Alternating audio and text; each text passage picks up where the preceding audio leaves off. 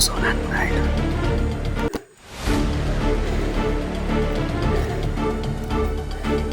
Ito na yung mga nararamdaman kong presensya kanina mga idol.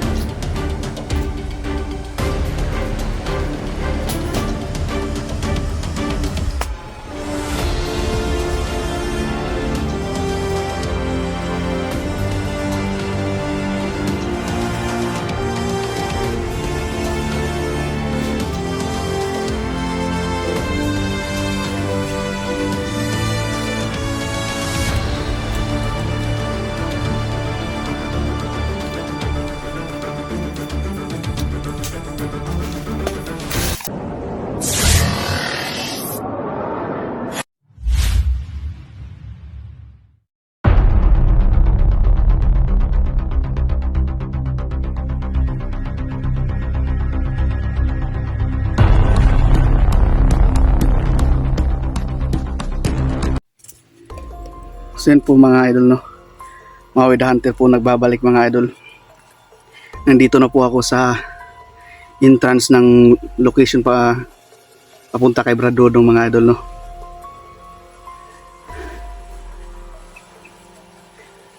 Malapit na po akong makarating sa location kung nasaan si Brad Dodong ngayon mga idol. At mga idol, no, maraming salamat sa walang sawang pagsuporta at lagi pagdarasal nyo palagi mga idol.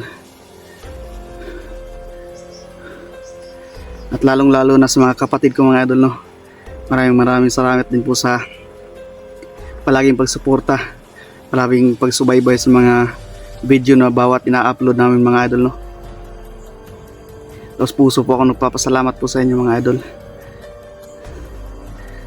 At lalong mag-ingat tayo dito mga idol, kasi papalapit na tayo sa pinaka-critical na area mga idol, no. Kasi ramdam ko na talaga dito yung mga masasamang presensya dito sa paligid mga idol.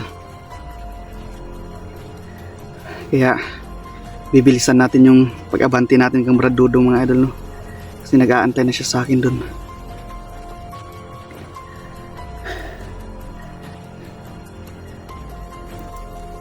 Abante po tayo ng dahan-dahan mga idol.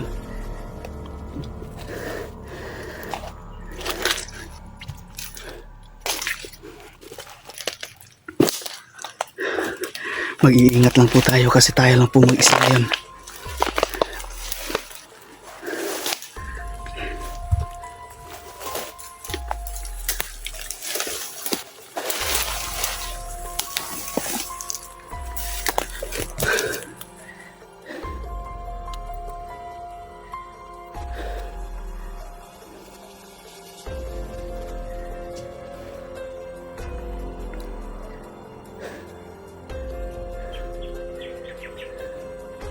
At sa lahat ng mga kapatid natin dyan ng mga hunter din, no, lagi tayo mag-ingat mga bro. Kasi alam naman natin na sobrang delikado yung ginagawa natin at sitwasyon natin. Alam ko hindi lang din ako yung nag-iisang nasa sitwasyon ganito ngayon mga idol, no. Kaya kahit anong mangyari, lagi lang natin tandaan na pag gumawa ka ng mabuti is hindi ka pababayaan ng Panginoon mga idol.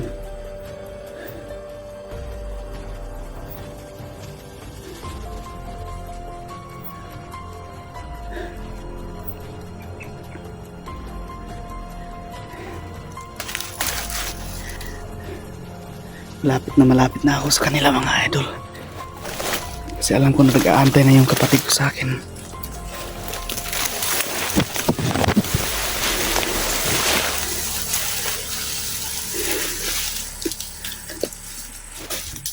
Natahid po tayo dito ngayon mga idol.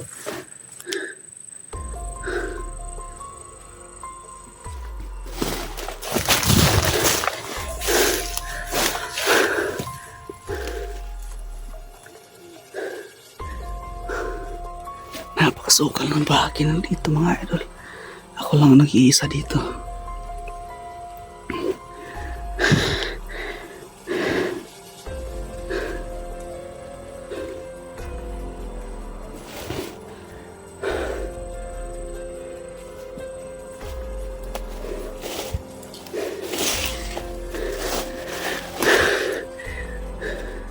Iba na yung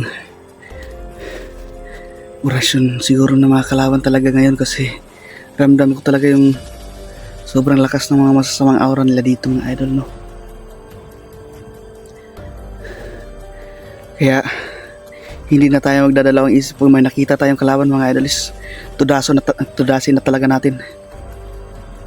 Patayin na talaga natin agad kasi mahirap na mga idol, no? At pakiramdam ko medyo masama yung ng katawan ko ngayon kasi ilang beses na ako nabasa ng ulan at saka nahihina na rin yung katawan ko kasi wala na akong ng pagkain.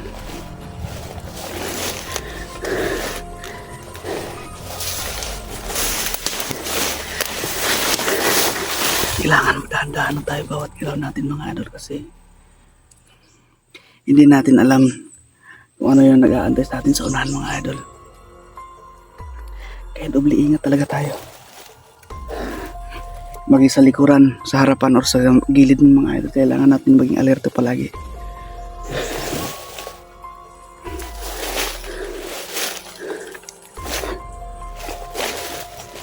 Parang may tao mga idol. Dadaan na tayo mga idol kasi palagi ko parang may tao sa unahan, may aura na masama sa unahan mga idol, no? Kita nyo naman yung paligid dito mga idol. Ako lang talaga ng isa mga idol.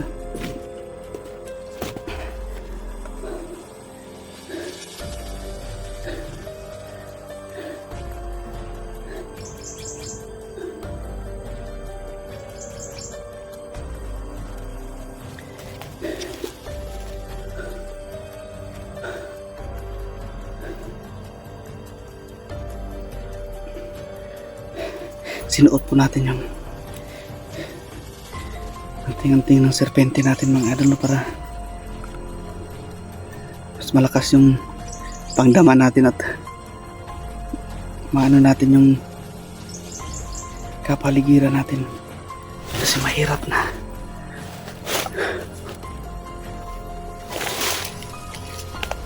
Talagang may tao mga idol.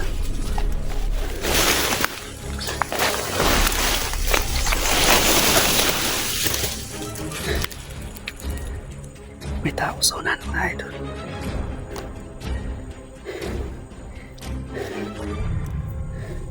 Ito na yung mga nararamdaman ko presensya kan kung meron mong mga kasamaan siya.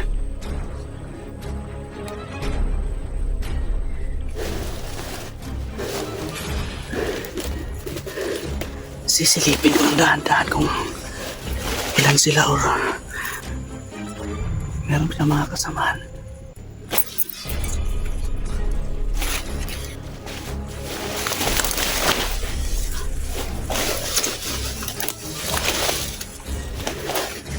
Siya lang mag-isa mga idol. Ayan mga idol. Nandun yung kalabaw. Dadaan-daanin na natin.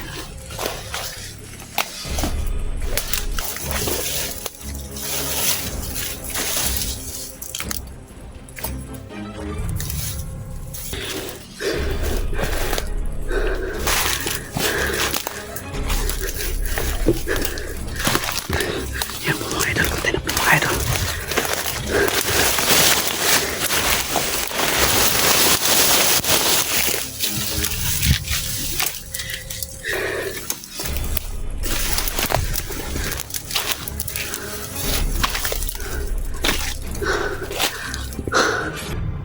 Kaya magmamasid muna ako dun banda.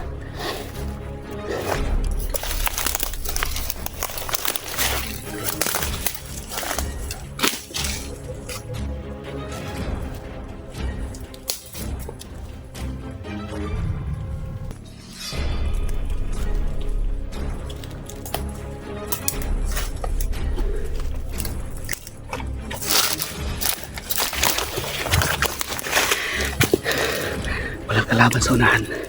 Clear naman yung lokasyon doon.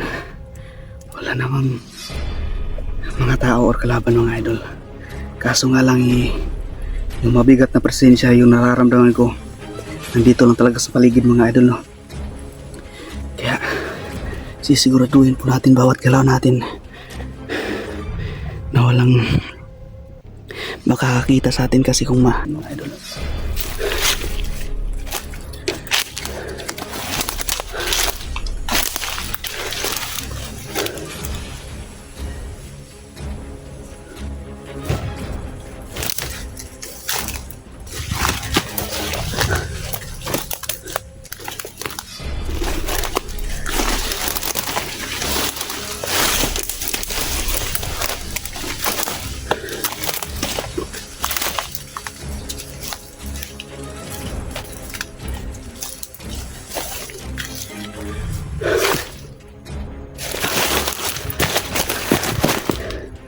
May kalaban sa unahan mga idol.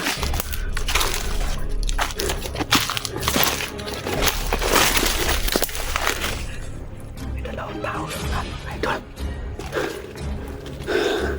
Ayan, yung dalawang yun mga idol.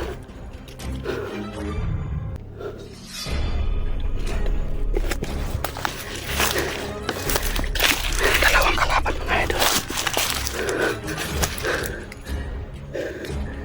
Pantas lang dalawa mga idol. Dalawa sila.